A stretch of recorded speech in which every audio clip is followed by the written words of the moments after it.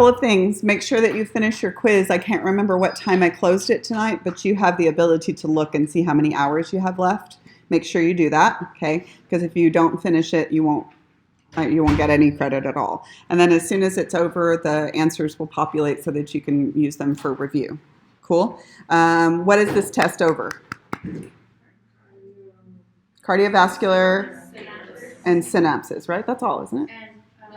Oh, autonomic. Autonomic was really short. So those three, good. Okay. Not the easiest test you're ever going to take in your life. I will, however, try to make it very, very clear. Okay. That is my, I will promise you that I'm not going to, there's no need for me to be tricky except on bonus questions because it's hard enough. Can we agree? Okay. All right. So I'm not going to be tricky. Let us figure out where we were on this whole story real quick. Okay. Last time what we did was this stuff, which was relatively conceptually difficult, but it's okay because one of you guys is going to raise your hand and explain to me the difference between Starling's law and ventricular contractility. I will help you, I promise, if you get stuck. Starling's law and ventricular contractility. Because they're similar. They cause a similar output, but for different reasons. Go ahead, Sarah.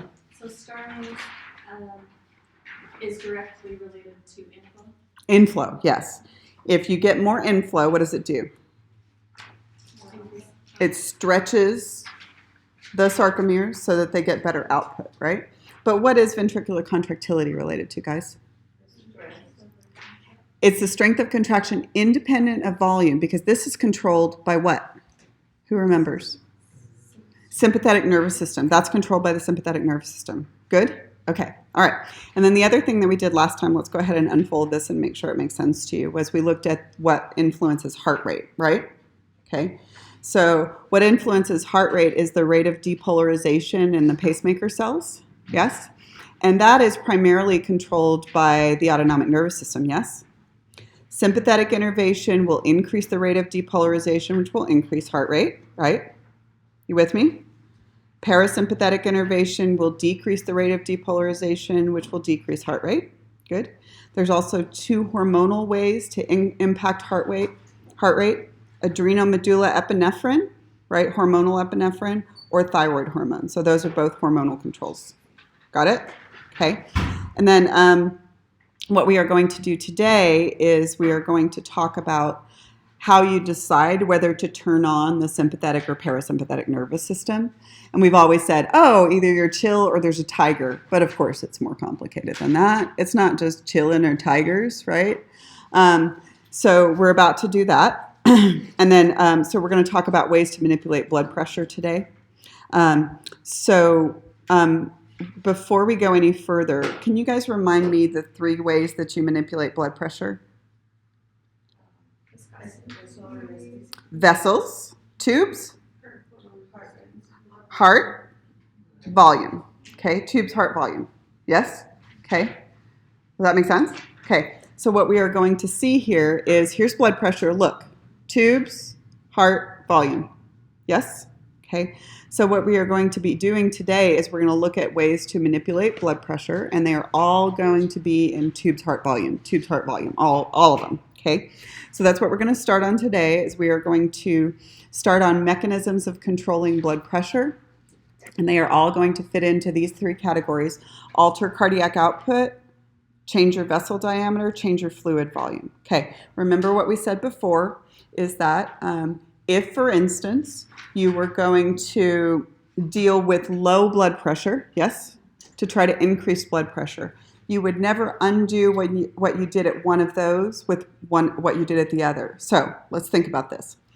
What are the tubes, heart, volume ways that you could increase your blood pressure? What could you do with your tubes?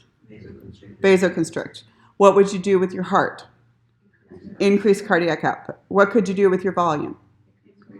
Increase blood volume, right? So you would never undo what you did with one of those with what you did with the next one. And the reason that's important is because if you can remember what something does to one of them, you can guess what it does to the next one, right? Okay. If you remember, for instance, that epinephrine increases heart rate, nobody has to tell you what it does to your vessels, right? Because what does it do to your vessels? Constrict, yes? Does that make sense? Or if you know that ADH causes water retention, yeah? You don't have to guess what it does to your vessels. What does it do to your vessels?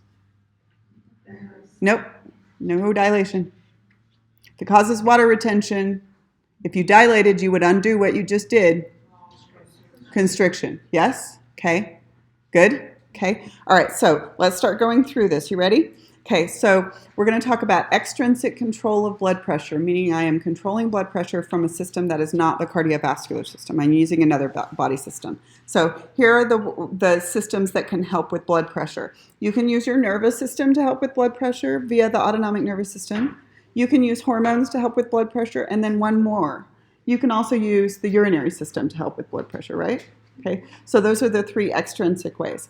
Now, this is not going to be too bad as long as you get your predictions down before you go in. So extrinsic control of blood pressure, what we're going to do is start with the autonomic nervous system.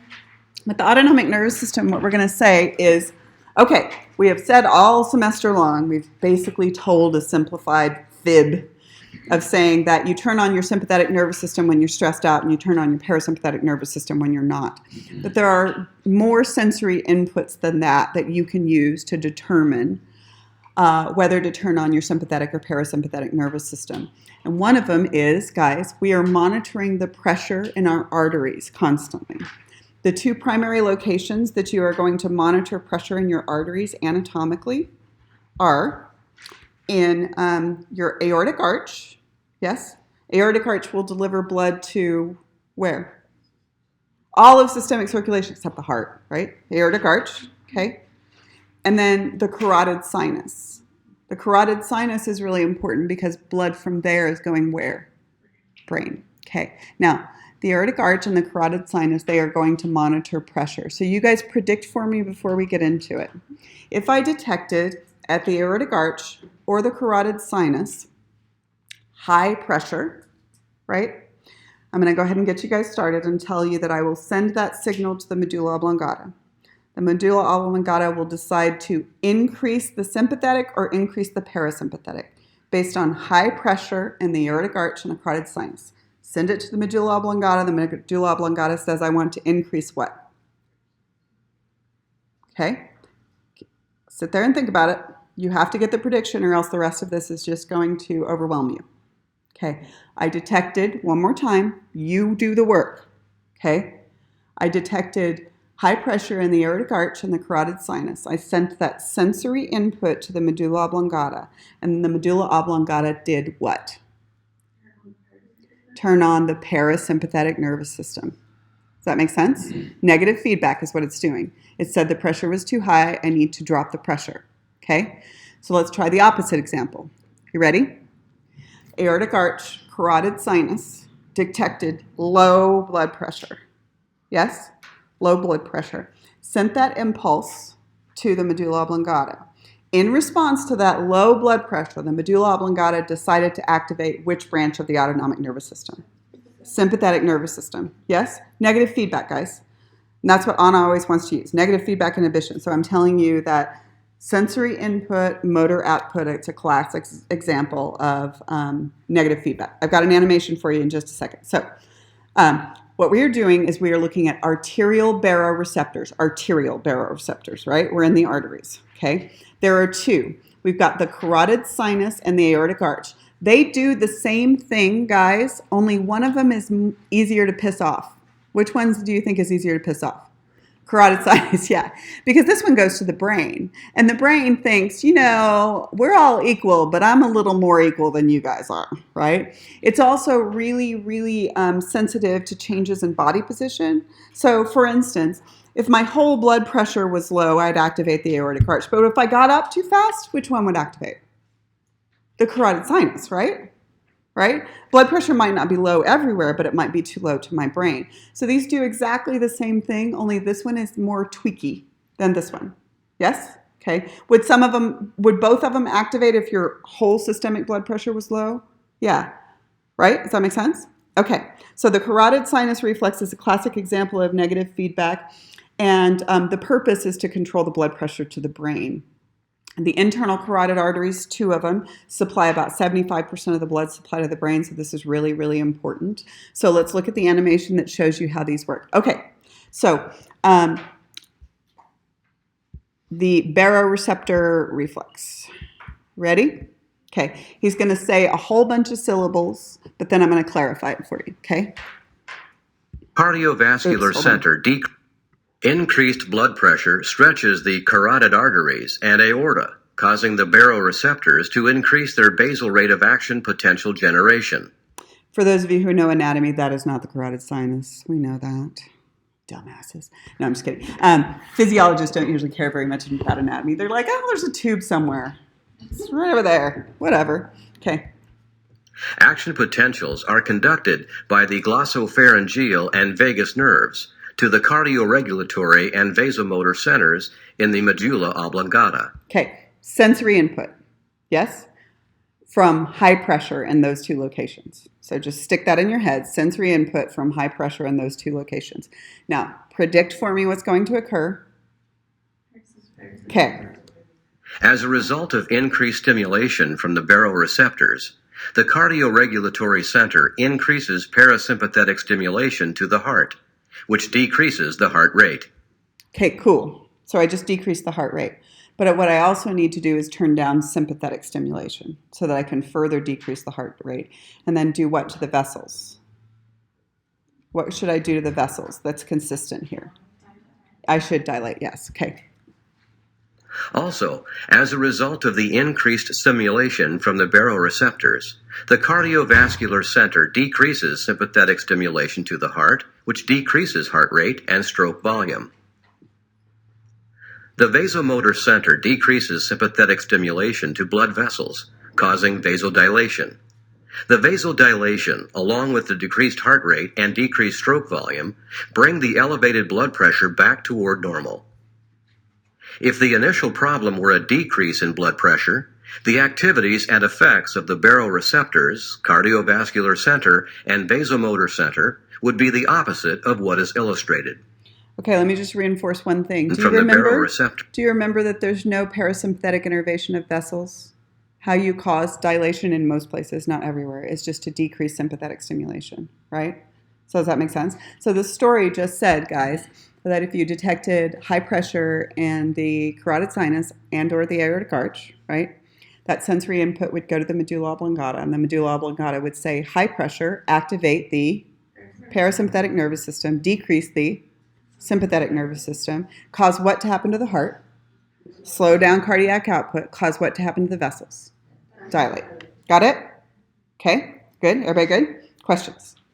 Go ahead. So when we're summarizing that, would you want us just to say cardiac output since the equation? That's like, yeah, it actually does heart rate and stroke volume, so you can say cardiac output. Yeah, it is. Yeah, yeah, it's fine. The only thing that you will have to clarify in your test is that you know that the sympathetic nervous system has an impact on both, right? The sympathetic nervous system hits heart rate and stroke volume. Yes, the parasympathetic nervous system only directly hits which one? Parasympathetic nervous system only hits heart rate. Yeah, go ahead. Okay, so when it stimulates parasympathetic, it's affecting heart rate, but it's not doing anything to vessels. So when they say yes. in this video, it's stimulating that, that's all they're talking about. So do you see this is parasympathetic? It's not hooked up to your vessels at all. This is sympathetic. Yeah, going down. So parasympathetic comes through the vagus nerve, right? Sympathetic goes all the way down to the thoracic region of the spinal cord and out. So the sympathetic is not hooked up to your vessels. I'm sorry, parasympathetic is not hooked up to your vessels. So all it's doing in this scenario is increasing heart rate? No, it's dilating. It's decreasing sympathetic stimulation. The parasympathetic. Oh, yeah, yes, the parasympathetic. All it's doing is decreasing heart rate. Yes, good. Okay, all right. Now, everybody all right with that? Okay, sensory input, motor output, it's exactly what you predicted, only you need to put together a little bit of detail, okay? Okay, interactive physiology is fantastic for cardiovascular system. It lets you manipulate all of this stuff, okay? So now we need to change gears, and I need you to change with me, okay? So we need to now, instead of talk about arterial baroreceptors, we need to talk about atrial baroreceptors. Realize that spelling is pretty damn close, so you're going to have to read carefully on a test, okay? So Stick with me. Arterial baroreceptors are at the front end of systemic circulation. You with me? Front end physiologically. Atrial baroreceptors are at the back end of, right? Especially if you know that we're talking about the right atrium. The right atrium is at the back end of systemic circulation. Okay, so I have baroreceptors in the right atrium and the superior and inferior vena cava. Those are not responding to arterial blood flow. They're responding to venous return. Yes, venous return. Okay? All right. So I want you guys to predict for me and think about it before you say it. I'm going back to the right atrium. If the pressure is high in the right atrium and the superior and inferior vena cava, here's what I'm going to do. I'll give the prediction. I'm going to send that impulse to the medulla oblongata, just like I did before. But the medulla oblongata is going to respond by activating the sympathetic or parasympathetic nervous system. Which one? Sympathetic. Can you explain the logic? You're totally right. See if you can verbalize it. Okay. Anybody want to try? Go ahead. There's no parasympathetic innervation, right? No, there is. We're going to the heart. Oh. Yeah, we're going to the heart. Is it because it only goes to the like spinal cord and back? Nope.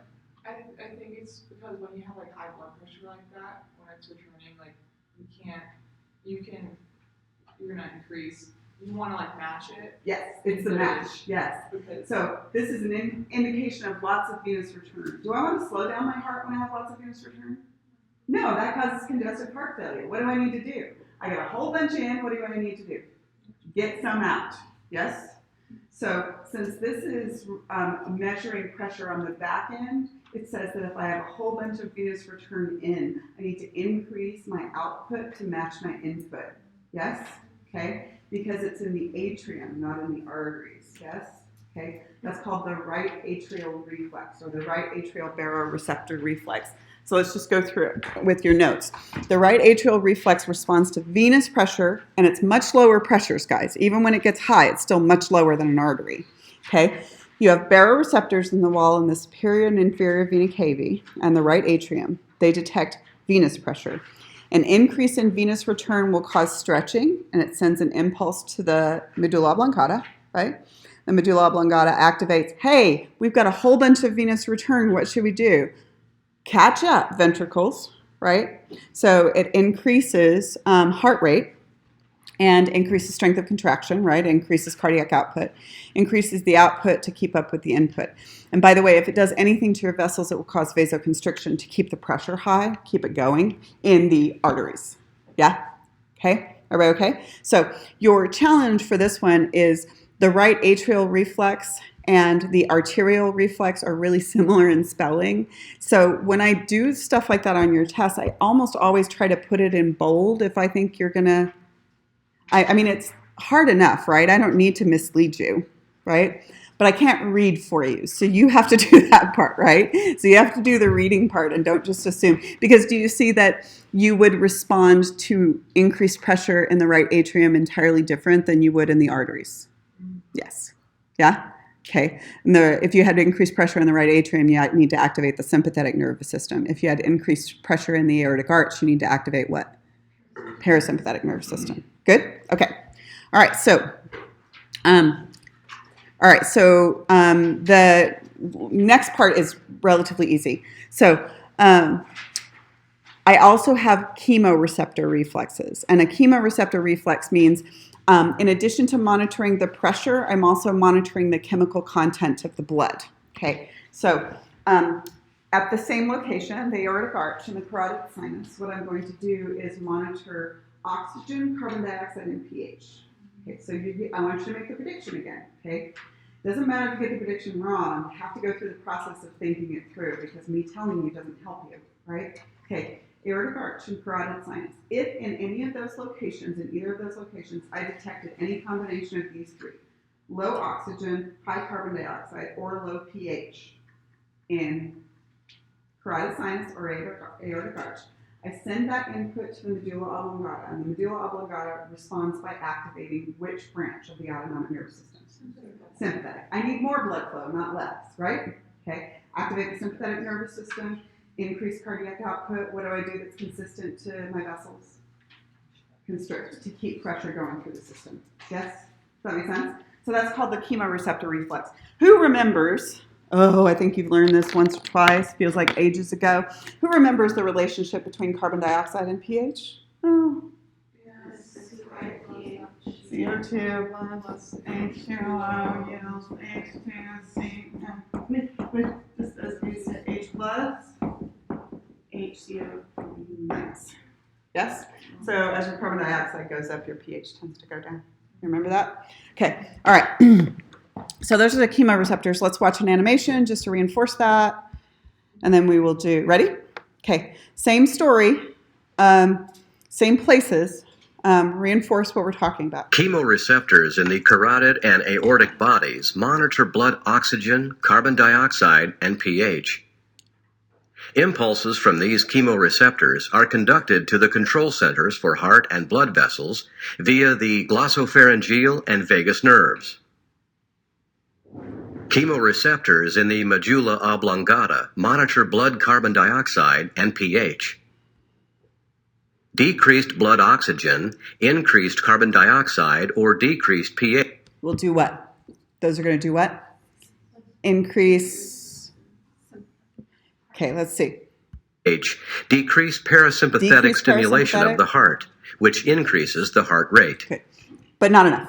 Decreased parasympathetic, but that wasn't enough. So what are you going to do now? Decreased blood oxygen, Increase sympathetic. increased carbon dioxide, and decreased pH increase sympathetic stimulation of the heart, which increases heart rate and stroke volume. Increased sympathetic stimulation of blood vessels increases vasoconstriction. Got it? Okay. All of those are indications, if they occur in a systemic artery, that you have inadequate blood flow. And the only thing that would really help with inadequate blood flow is sympathetic stimulation, right? Parasympathetic would not help with inadequate blood flow, right? So that's the logic that you can apply to that. Questions? You guys are very quiet today. It's frightening. Okay. All right. This part will be relatively easy for you. Okay, so we just did nervous system control of blood pressure, right? In addition to tigers and exercise and chilling, we now know that we are monitoring our own pressure, yes, in the arteries, in the right atrium, okay? We are also monitoring the chemical content of the blood. All of that collectively is used as the sensory input to figure out what motor output you need. Good? Okay, so now we also can use, in addition to the nervous system, we can use hormones to control blood pressure. And almost all of these are going to be hormones that you already knew and you already knew the function of. Okay, there's only going to be one relatively new one for you, and then we'll explain that in just a second. So hormones impact blood pressure, and they impact them by one or a combination of ways. Pump, tubes, fluid. Yes? If you do something with the pump, you're never going to undo it with the other two, right? So if you can remember one of them, you can predict the next one. So let's start with one that you should know pretty damn well by now. Epinephrine is a hormone. I don't know if you knew that. That comes from the adrenal damn medulla, Melanie. Stop trying to tell me about epinephrine all the damn time. Okay, and it has two impacts. It increases cardiac output, yes, but it also causes vasoconstriction, yeah? And not global vasoconstriction, because we know it does dilation in skeletal muscles, but more vasoconstriction than vasodilation. And what's the impact on blood pressure? Increase. Do those contradict one another? No, they don't. ADH, a hormone that comes from the posterior pituitary, good, and it has two impacts. It targets the kidneys to cause an increase in blood volume because of water retention, okay? It targets the vessels, because remember its other name was angiotensin. Yeah, what? Wait. Vasopressin, sorry. I got screwed up. I was about to teach you guys angiotensin. Vasopressin. So it targets the vessels and causes what? Constriction. Do those contradict one another? No, they don't. So what's the impact of ADH on blood pressure? Increases it. This one you don't know. I'm going to teach you in just a second.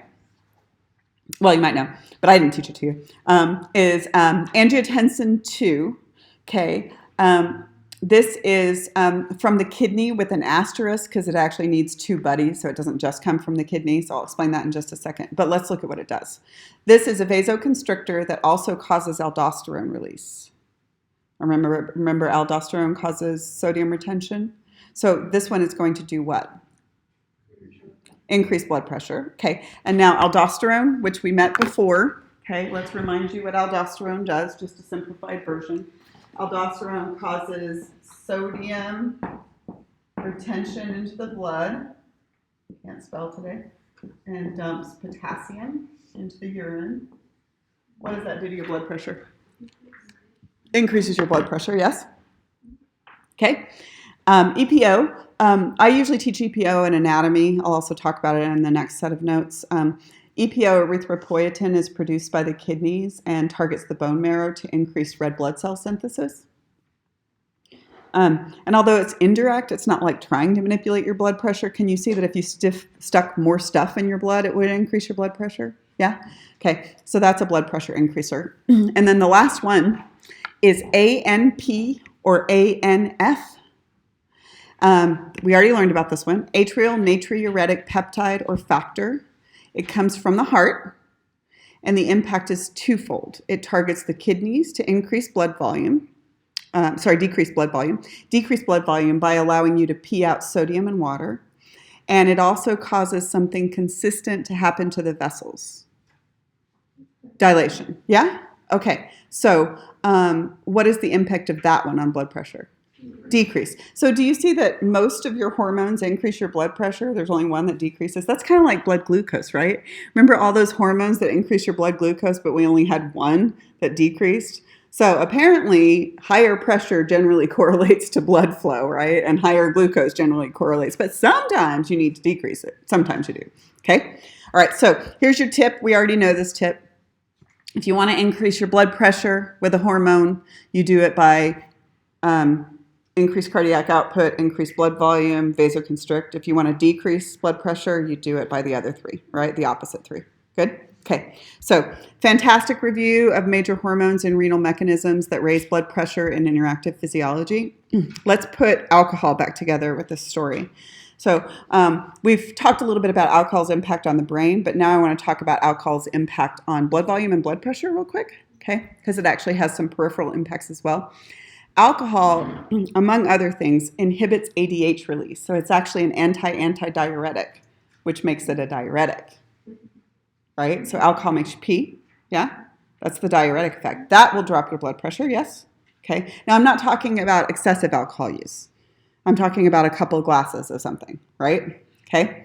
So, but then alcohol also inhibits the vasomotor center in the medulla oblongata, which is controlling constriction. And if you inhibit that, it allows for dilation, and that drops your blood pressure. Yes?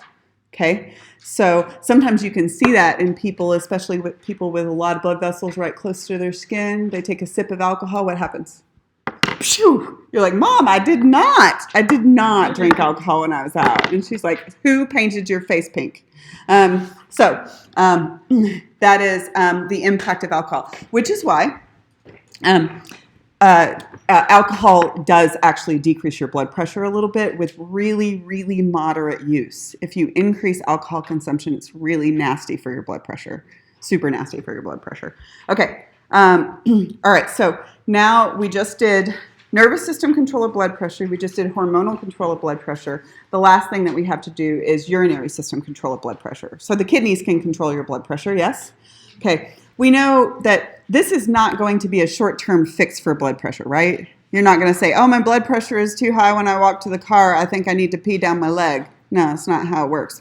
So this is long-term control of blood pressure, and it's going to do it primarily by directly altering your blood volume. Basically, whatever comes out of your pee or comes out into your pee came from your blood. Yes? Okay. So if you pee more, you can drop your blood pressure. Pee less, you keep your blood pressure. So that's the sort of direct mechanism, but there's also this indirect mechanism. And this indirect mechanism is yet another example of negative feedback. You ready? It's called the renin-angiotensin-aldosterone system. Give yourself a little space on the back of something to write this out so that you don't have to do multiple layers. Okay, so I'm going. Okay. And it goes like this. Okay. So you guys know that the kidneys are pressure driven, yes? Okay. Their initial filtration is driven by pressure. So they're really sensitive to pressure changes. So what happens is if your kidneys detect low blood pressure at the kidneys, they're going to try to take care of the pressure for themselves and for the whole body. So what they are going to do is the kidneys are going to release renin. Okay, this is coming from the kidneys. Okay, they're going to release renin. And renin is going to interact with a protein that is always around, but usually not activated. And it's called angiotensinogen, and it is from the liver. Okay, look at the name before we go any further. Angio implies blood vessels. Tensin implies pressure. Gen as in genesis or beginning. Okay? So renin interacts with angiotensinogen. When those two interact, you form angiotensin 1. Good? Which doesn't really do anything unless you combine it with ACE, which comes from the lungs. ACE stands for angiotensin converting enzyme. And we're about to get to the negative feedback part. When you interact with ACE, it's all dead. When you interact with ACE from the lungs, what you do is you form angiotensin 2. Okay. Angiotensin 2 has 2 ways that it hits blood pressure. You ready? Goes to the vessels and causes vasoconstriction. This is the most powerful vasoconstrictor in the body. And it goes to adrenal cortex, causes aldosterone release, which water retention, sodium and water retention. What do these two collectively do to your blood pressure? What do they do? Yeah, they're going to increase your blood pressure.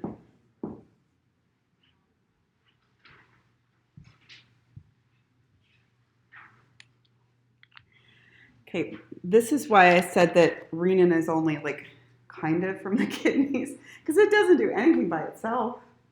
It needs 2 buddies. Okay, so I got a couple questions just to reinforce this for you. Which of these things is always around? Which of these things is just sitting around waiting for something to happen?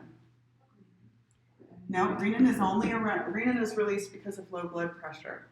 This one is always made, and it's always sitting around in the bloodstream because the liver makes it. And this one is always around because the lungs make it. I don't know what the hell the lungs think they got to get into everybody's business for. Okay?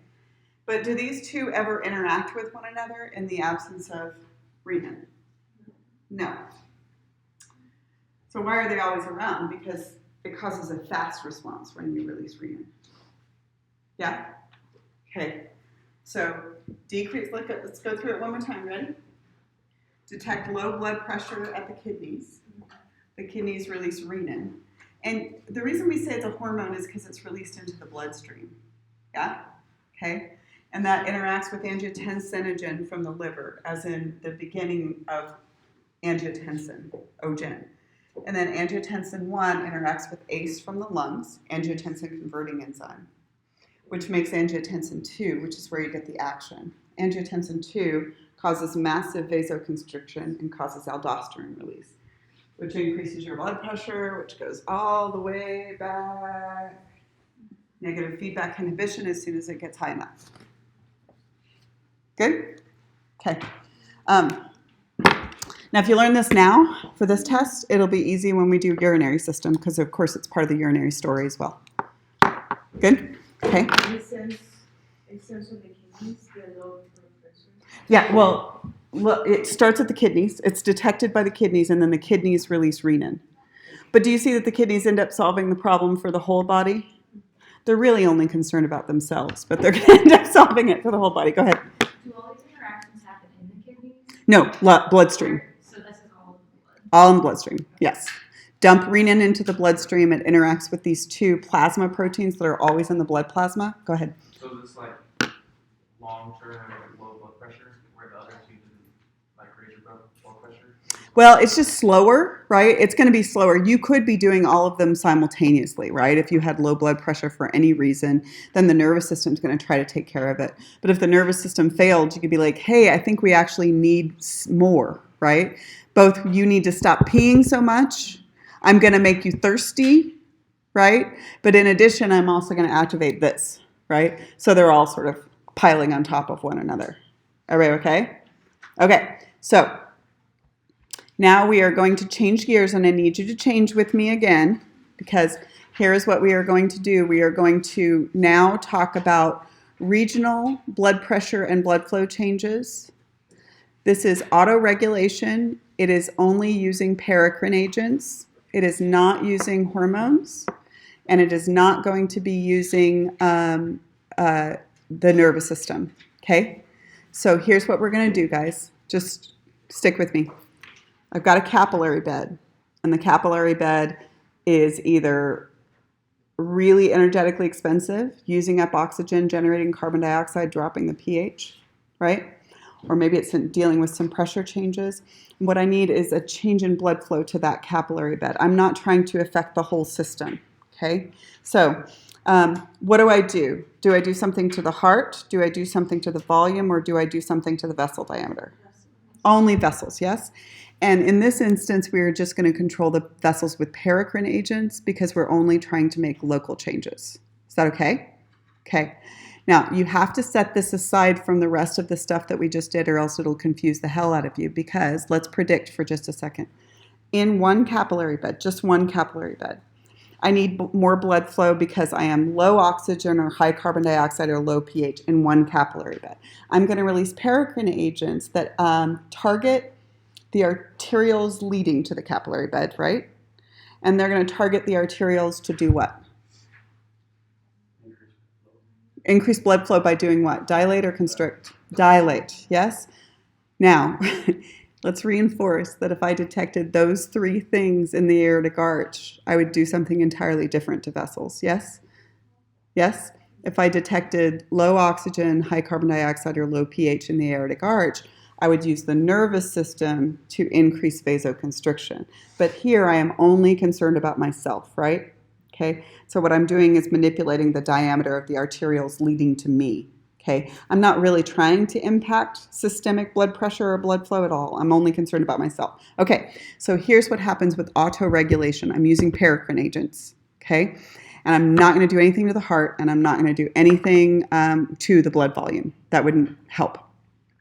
So at a given MAP, which is mean arterial pressure, that's just the average pressure in the system, right? Average pressure in the arteries. Organs or tissues can regulate blood flow through their own capillary beds by releasing paracrine agents that activate the arterioles leading to them. And these changes could impact average pressure, but that's not what they're trying to do, right? Could you have a little impact on pressure by doing local vasodilation or local vasoconstriction? Yeah. But that's not what I'm trying to accomplish. I'm really trying to manipulate flow through a specific capillary bed. So here's the deal. This is independent of systemic factors, and given a relatively constant average pressure, it's local metabolic demands that will usually determine whether you vasoconstrict or vasodilate. So for instance, if the metabolic activity of a tissue says, I'm really busy, I got a lot of crap to do, I got low oxygen, I got high carbon dioxide, and I got low pH, it is going to release paracrine agents that target the arterioles leading to that capillary bed and cause them to, what again? Dilate, yes, good. And that will increase flow, which causes hyperemia, which is like more blood flow to an area. Okay, good? All right. So that's called metabolic control. It's just paracrine regulated. Now, FYI, guys, remember all the way back at the beginning of the semester, we said that most organs can release paracrine agents, right? But then if that failed them, don't you think they would ask the nervous system for help and maybe some hormones for help, right? So this is first. This is fast. This is cheap. This is what we're going to try first. If it fails, then we will definitely ask the nervous system for help. Okay, and then this one right here, This one is not so much about blood flow through as it is about protecting your capillary bed. So this one says that the arterioles that are leading to a capillary bed are your last protection from high pressure. Capillaries can't protect themselves from high pressure because they don't have any smooth muscle or connective tissue in their wall. So this one says that I got you, bro, right? If pressure is really, really high going to a capillary bed, what the arterioles supplying that capillary bed will do is protect it. And they will do it by what? What should that arteriole do? Constrict, yes. It's going to constrict. It's not trying to regulate systemic pressure. It is really only concerned about its homies. It's like the pressure in the system is too damn high. You're going to bust the only capillary bed I've ever known, screw the rest of the system, protect my capillary bed, right? And it does constriction, right? So myogenic control is really just about protection of the capillary bed that you're dealing with right there. Good?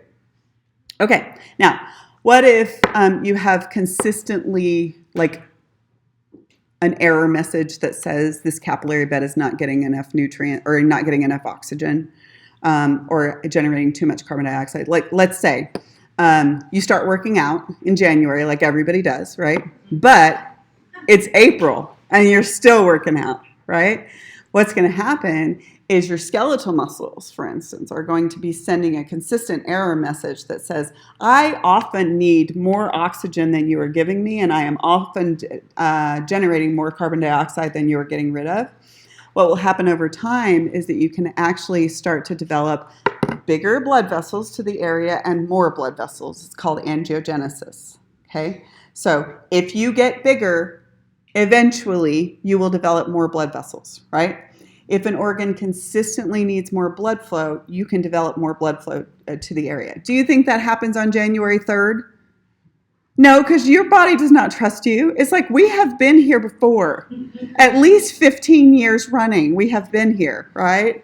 You just talk to me in March. Then we'll see if we'll make you some more blood vessels. Slacker. Okay, I'm talking to myself. What the hell just happened? Come on back. Okay. All right. So, and then the last little tidbit about this is just to talk about the most extreme places in the body for blood flow. There are some places in the body that have really, really variable blood flow needs, super high, super low. And there are some places in the body that have really constant blood flow needs. Which category do you think the brain fits into? Constant. The brain has constant blood flow needs because it's always really energetically expensive. It can't do any aerobic cellular respiration to speak of. And it can't even deal with high blood flow because there's no room in there for swelling, right? So it's intolerant of ischemia. It's also intolerant of increased blood flow because there's no room for it. It's got a rigid cranium. So the brain has almost constant blood flow all the time. And although it's counterintuitive, guess what the primary trigger for paracrinagent release in the brain that will cause local arterial dilation to the brain is? It's not low oxygen.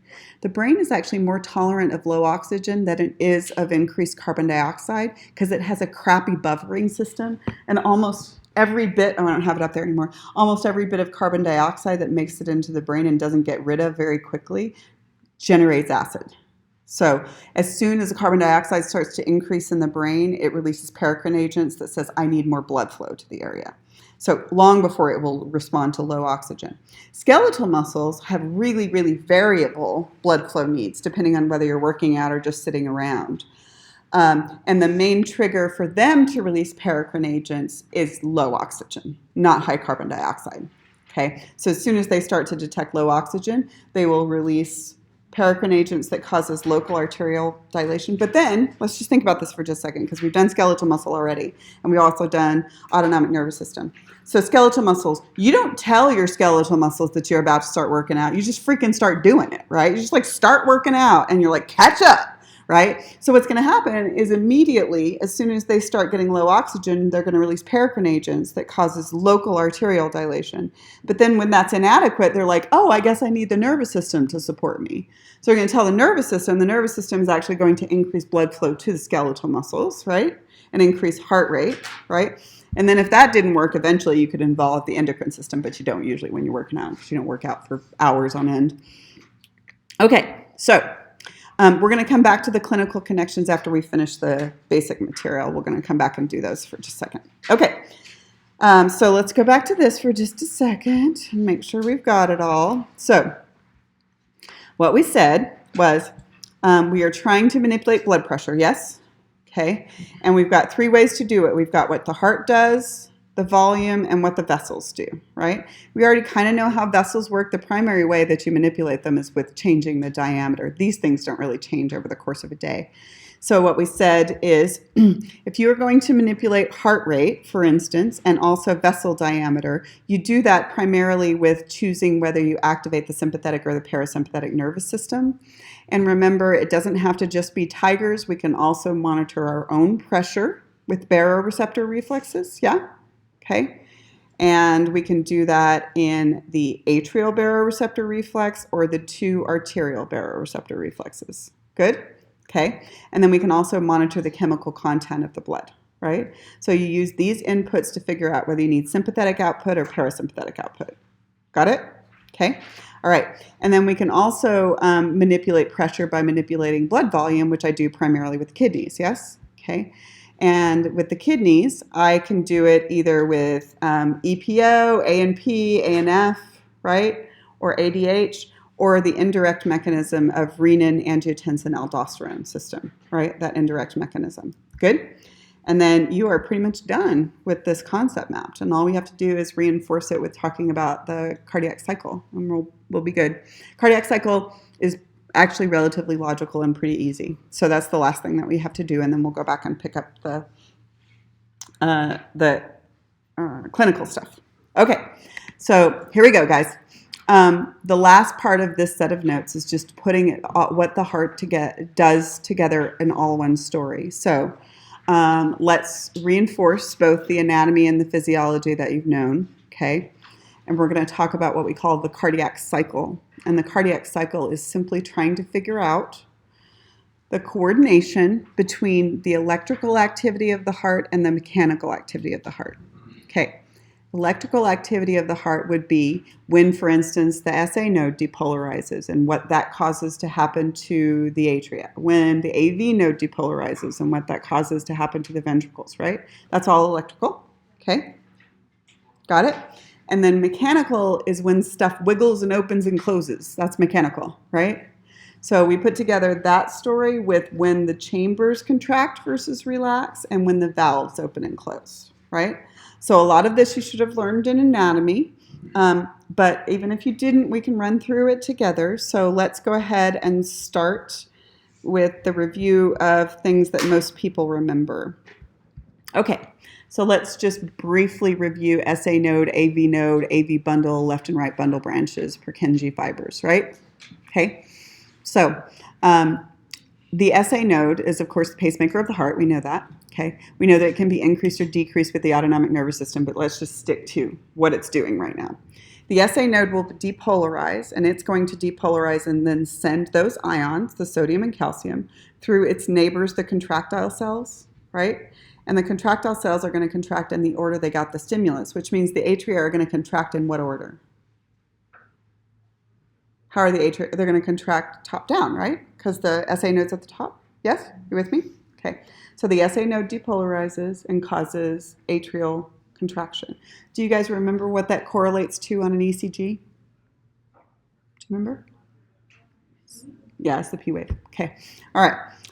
Then about the time that you're finished with atrial depolarization, you will start telling the AV node what to do. So the SA node is the boss because it depolarizes fastest, but the AV node is the underboss because it will depolarize on its own without being told. It's just that it won't do it at the same rate that the SA node does it. So this is important because the AV node is going to control ventricular depolarization contraction. And if the underboss didn't do anything in the absence of the command from the boss, I would be dead because I have atrial depolarization or atrial fibrillation, right? So what happens is my atria are spazzing out, right? But my ventricles are still contracting. And why? Because the AV node will do its job, right? Without the SA node telling it what to do. It might not do it at the rate that the SA node wanted it to, but it's going to do it, right? Okay. So here's the AV node. The AV node is, and this is important, The AV node does not talk directly to the contractile cells. Okay? What the AV node does is talks to its minions, which is a chain of pacemaker cells in the AV bundle, and then still only talks to its pacemaker minions in the left bundle branch and the right bundle branch, and then still is only talking to its pacemaker minions as it gets to the Purkinje fibers at the bottom.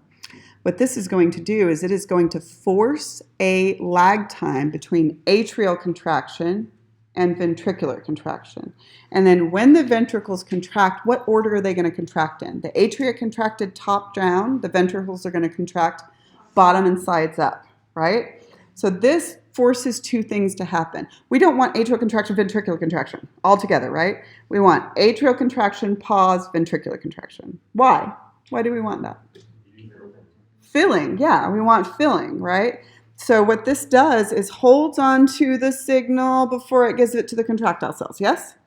And then it would get, when it gives it to the contractile cells at rest, ventricular contraction is at about 0.2 of a second behind atrial contraction, which allows for ventricular filling. Good? So you are going to contract bottom and sides up, lag time from atrial contraction. Good? Okay, and of course we know what the autonomic nervous system does to that. Okay, so this is the whole heartbeat coordination, right? And it works through gap junctions.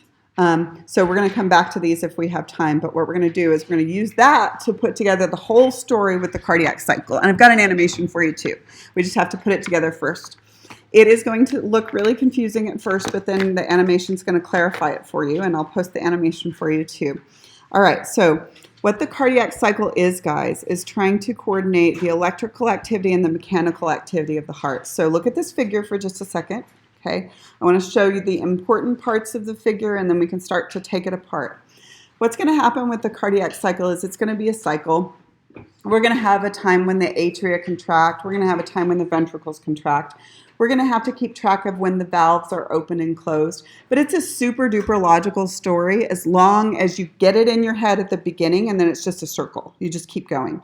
Okay? When the valves open and close. And this is going to be related to the heart sounds and also going to be related to the ECG. And we're going to tell the whole damn story, and it's not going to be terrible, I promise. Okay? It's actually really freaking logical. All right.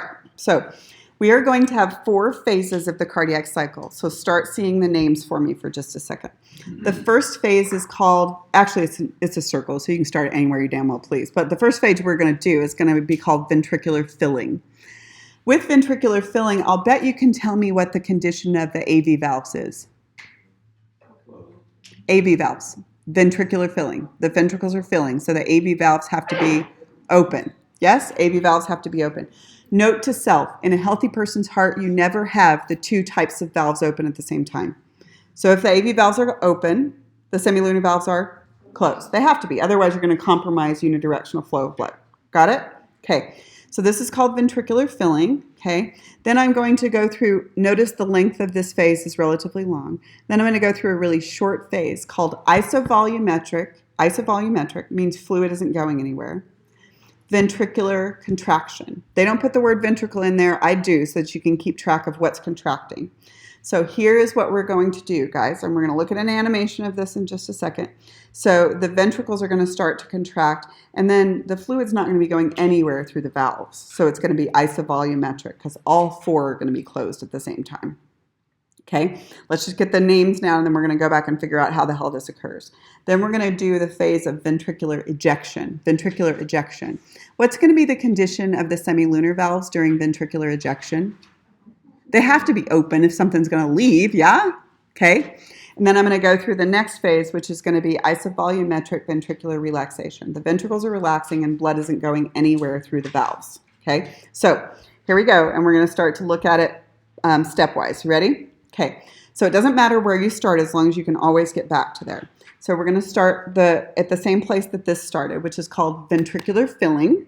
Okay, with ventricular filling, think, what's the condition of the AV valves? Open. What's the condition of the semilunar valves? Closed. Okay, so what's going to happen is blood is going to be continually returning to the atria, yeah, via venous return. Who remembers what causes the opening of the AV valves? Who remembers? It's counterintuitive. People have a lot of misconceptions about what causes the opening of the AV valves. It's pressure because of what? Yeah, it's just filling. It's just atrial filling because of venous return. A lot of people think it's atrial contraction that causes the opening of the AV valves, but it isn't, okay? AV valves open due to venous return. As soon as those open, that's what starts ventricular filling, okay? At the end of ventricular filling, you have to squish the last little bit of blood out of the atria into the ventricles. That is called atrial contraction, and it's during ventricular filling. It is not necessary for ventricular filling, but it increases the amount that you fill by about 20%.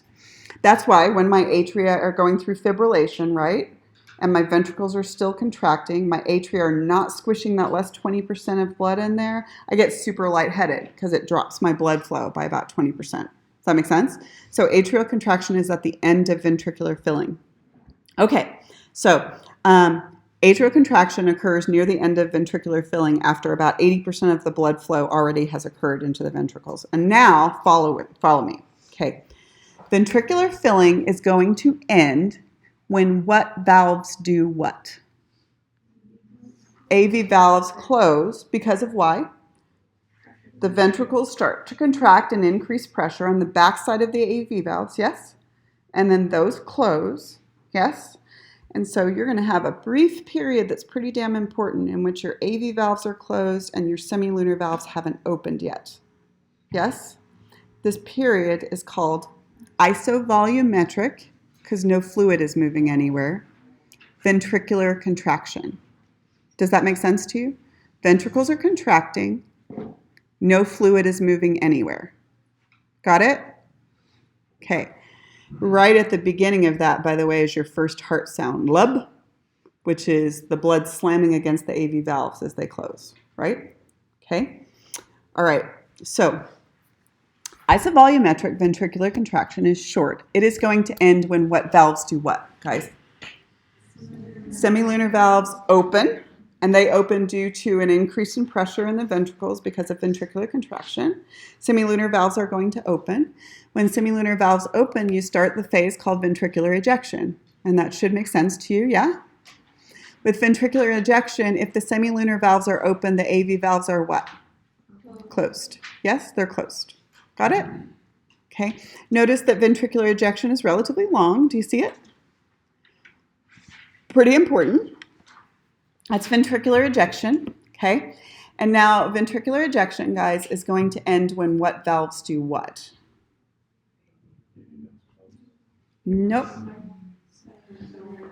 Semilunar valves are going to close first. So now this is something that people really commonly misunderstand, so let's talk through it. Anybody remember why semilunar valves close? What causes them to close? They're cupped, so the pressure. Yes. Okay, so as my ventricles relax, right, the pressure in the ventricles is low, but the arteries are full of blood. So what does blood try to do? Tries to go backwards. High pressure, low pressure, gets caught in the cusps, closes the semilunar valves, right? Okay. So that starts the brief period of isovolumetric ventricular relaxation. Yes?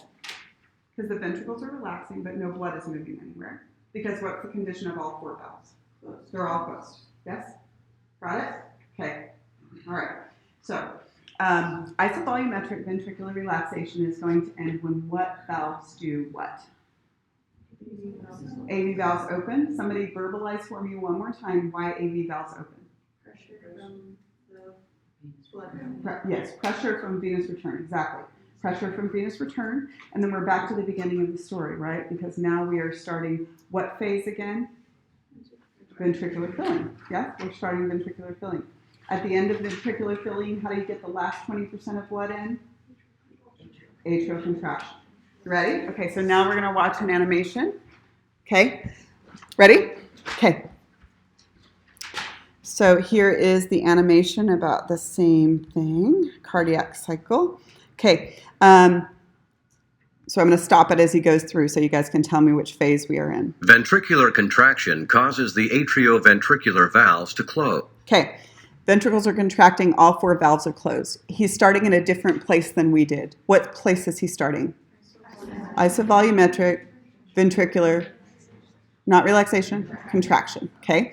All right, so we're going to start isovolumetric ventricular contraction. Which signals the beginning of ventricular systole. The semilunar valves were closed during the previous diastole and remain closed during this period. Continued ventricular contraction increases pressure in the ventricles above the pressure in the aorta and pulmonary trunk, causing the semilunar valves to open. What phase am I in now? Ventricular ejection, good. When the ventricles relax and their pressures drop, blood flowing back toward the relaxed ventricles causes the semilunar valves to close, which is the beginning of ventricular diastole. What phase am I in right now? Ventricular relaxation, good. Note that the atrioventricular valves remain closed. When the pressure in the ventricles becomes lower than the pressure in the atrioventricular valves open and blood flows into the relaxed ventricles. What am I in now? Ventricular filling. It's going to, at the end of ventricular filling, what occurs? Atrial contraction, good. This accounts for most of the ventricular filling. The atria then contract and complete the ventricular filling. You do the whole damn thing over again. Do you see that the names are logical enough that as long as you can get started, you can actually do this process? Right? Okay. So let's just reinforce it with asking you guys a couple of questions. I don't do ECG in lecture, they do it in lab, but I just want to briefly put together the whole ECG idea with this. So let me just ask you a couple of questions. Oh, by the way, let me talk about the timing just a little bit. Generally speaking, the heart spends about as much time relaxed as it does contracted. So if your heart rate was around 75 beats per minute, that is within normal, that would give about 0.8 of a second for each cycle. You would spend about 1/10 of a second with your atria contracted, but your ventricles not contracted. You would spend about 0.3 of a second with your atria relaxed and your ventricles contracted, right? But you would spend about 0.4 of a second, which is half of the time, with all of your chambers relaxed. And so the heart relaxation is just as important as heart contraction. And as your heart rate gets faster, of course, the numbers get smaller, but the proportions stay about the same, right? So you generally spend about half your time with your heart relaxed if you are healthy, and half your time with some of your heart contracted if you are healthy. There's a fantastic review of the cardiac cycle in interactive physiology if you want to look at it. And if we have time, we'll look at the cardiac arrhythmias that are in there. Okay, so let's just reinforce this and see if you can put electrical activity together with mechanical activity, just prediction-wise, okay? So mechanical activity is coordinated with electrical activity. So what the electrical activity does is depolarizes, which of course causes the contractions, and then the contraction causes the pressure changes, yes? Which can cause the valves to open and close sometimes, not always, okay? So the electrical event that I want to talk about is represented by the P wave, yes? And the P wave represents atrial depolarization. So question for you. What is the mechanical event that is caused by atrial depolarization? No, atrial depolarization causes atrial contraction. Okay, now here's a concept check question for you. Does that mechanical event, atrial contraction, cause the opening or closing of any valves? No, it does not.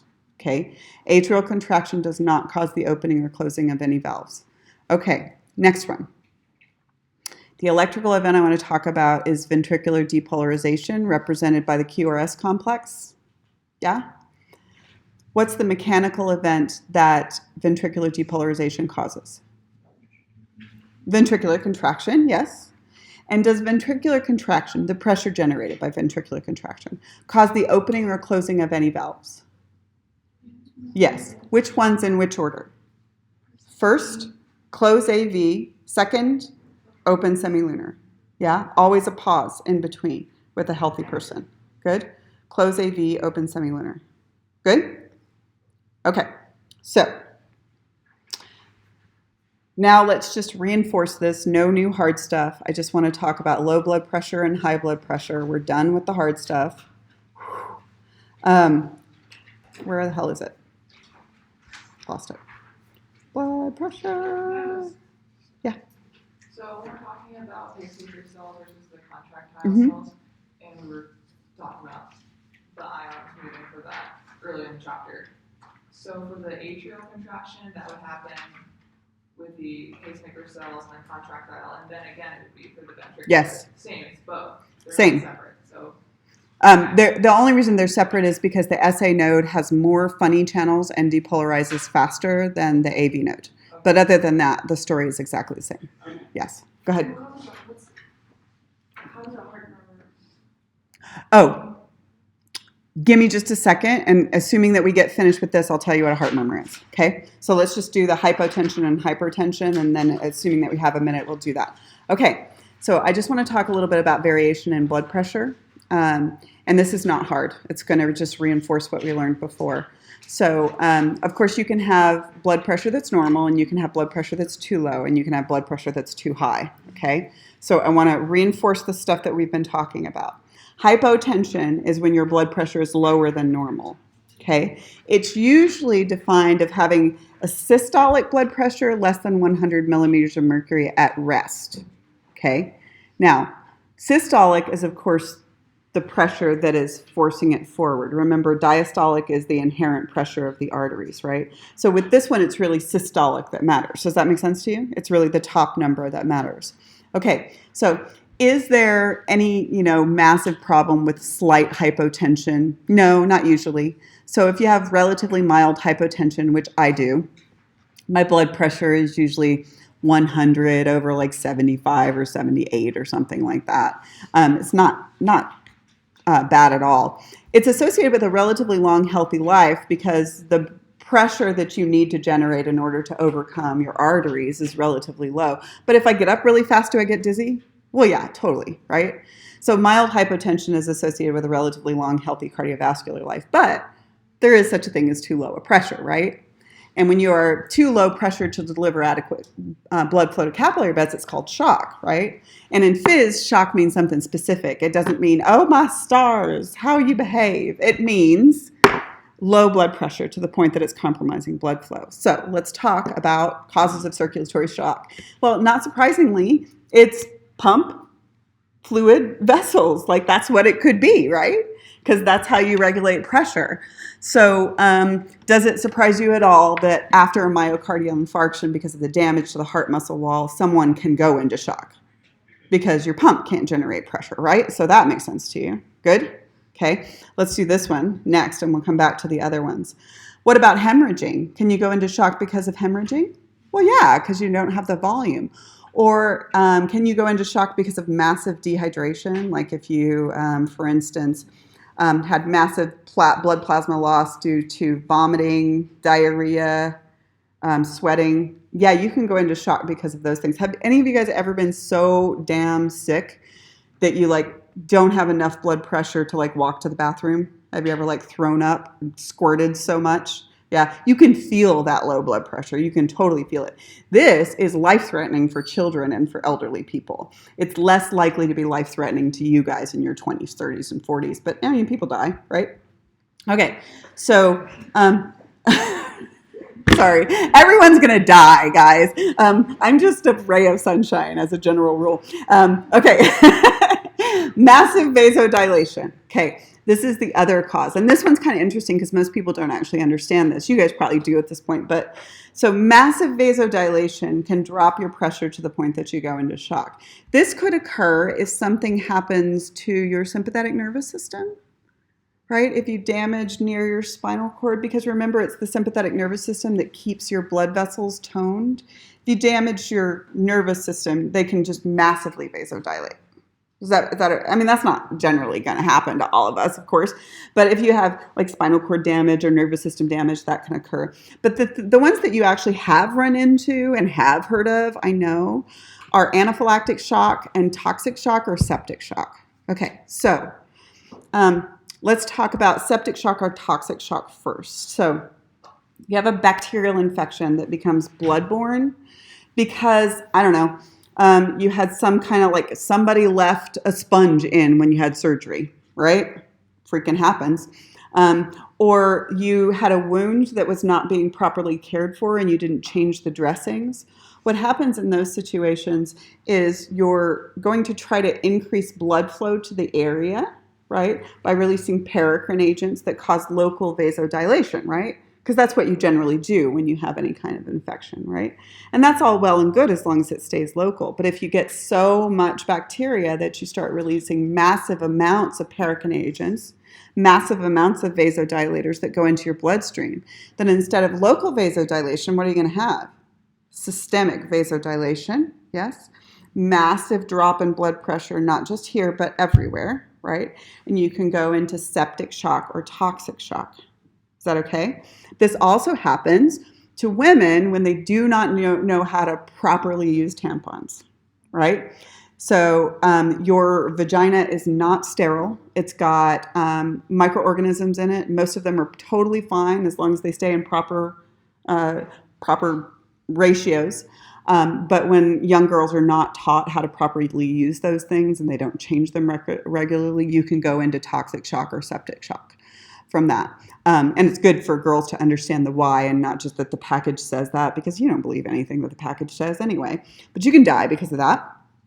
Anaphylactic shock is similar thing, but there's no actual pathogen. It's that your body is responding as if there were. So the little girl in my kids' class who is so damn allergic to peanuts that nobody in the classroom can have peanuts or touch peanuts, it is because whenever she comes in contact with the antigens related to peanuts, yeah, what happens is she has a massive release of paracrine agents, right? As if that were a pathogen, and such a massive release of paracrine agents that they go into her bloodstream and cause massive vasodilation, and she goes into anaphylactic shock. Doesn't matter which one of these you're in, your body thinks the same thing is going on. But of course, you can intervene with this. What is the quickest intervention that you could do with either one of those? Epinephrine, yeah. And she carries an EpiPen, and the teacher has one, and everybody knows how to use one and exactly what to happen with that. So epinephrine, of course, is very effective because cardiac output, yeah, heart rate, stroke volume, and also vasoconstriction, yeah. So it can contradict all of that that's going on. Good? Okay, so that's hypotension and then also shock. And then hypertension is the one that we are all more likely to deal with at some point in our life, especially living in this country. Hypertension, people argue a little bit about the numbers, but it's generally defined as a resting blood pressure of 140/90. But although the top number is more impressive, it's really the bottom number that's driving it. Okay, so stick with me. The bottom number is diastolic, right, which is the low pressure in your arteries in between ventricular contractions, right? So if that P2 creeps up from 80 to 90, then what does the P1, the systolic pressure, have to do to compensate? It has to increase, right? So this number is only high because that number is high, right? And although the top number gets really impressively high in some people, you can have 200/120, a resting blood pressure. It's really the bottom number that is driving it all. Does that make sense to you? Because it's the P2 that is getting high, and so the P1 has to compensate for it. You have to generate more systolic pressure to overcome the diastolic pressure when the diastolic pressure creeps up, right? Because you are serving the god of flow, right? Go ahead. Is that what we're talking about when you're matching like the input of like the baroreceptors? If you had like really high blood pressure on the like back end of the heart, the atria, you have to like increase output. Yeah, but atrial return is usually due to venous return. It's not due to arterial pressure. So this is primarily arterial pressure. Okay, so let's look at how that occurs, because this is going to be a story that is going to impact your life in some way. And it is relatively preventable. So let's talk about the good news for a change, because I am generally the harbinger of doom. Okay, so the good news for a change is that what happens is generally hypertension is associated with long-term changes in your cardiovascular system, most of which are preventable. So hypertension is defined as 140/90 at rest. If you go to the doctor might say it's idiopathic, which means it's really complicated and I don't want to explain it to you. But primarily what it's got to do with is what is happening in your vessels, right? And then your heart is trying to compensate for what's happening during your vessels. But it's usually directly related to reduced vessel radius due to a combination of things. Atherosclerosis, right? Gunking up your blood vessels with generally cholesterol deposits, and vasoconstriction, which is, of course, related to stress, right? Okay, so those two conspire to, over the first decade, you usually start getting the first fat building up in your arteries in your teens. Now, even healthy people have it in their teens, right? What healthy people don't usually do is continue to build it up massively as they age, because what happens is you start to build up this excess cholesterol in the walls of your vessels, and it starts to narrow the lumen of your vessels. And as it starts to narrow the lumen of your vessel, the pressure starts to increase out here. So you have to compensate by increasing the pressure in your heart, right? So this is called atherosclerosis, and it's generally occurring during a time in which you could totally reverse it. The problem is that there aren't any symptoms until you're almost at the point that it's very difficult to reverse. But we know how to predict what's going to occur. So the problem is that it is asymptomatic in the time in which you could really easily reverse it. So it's usually asymptomatic for 10 to 20 years. So you go into the doctor and you're 30. And the doctor says your cholesterol is high, but you feel fine. So what do? Nothing. You don't do anything, right? And then you go into the doctor 5 years later and he says your cholesterol is still high and your blood pressure is creeping up, but you feel fine. So what do? Nothing. And then you go in 5 years later, he says your cholesterol is still high, your blood pressure is high, and now you've got some cardiovascular abnormalities to deal with, right? And then is when people usually start wanting to interfere. So what's happening during those 10 to 20 years? The problem is you're making your heart work harder to overcome the P2, right? So you're wearing out your heart. You're also stretching and injuring and scarring your blood vessels because they're under high pressure, which makes it more likely that they will catch a clot, right? And the increase in blood pressure will damage your most delicate capillaries like those in your kidney and those in your retina. And so you increase the risk of stroke, both from thrombosis, like throwing a clot, but also from hemorrhage, from busting a vessel, right? So you increase the risk of both of those. So they call it the silent killer. So last little tidbits is what are the risk factors? Some of these are preventable and some of them are not, right? What are the risk factors for hypertension? Stress. Preventable with an asterisk. It stresses me out just thinking about trying to prevent my stress. Heredity. You just got dealt that hand. You got to deal with it. African descent.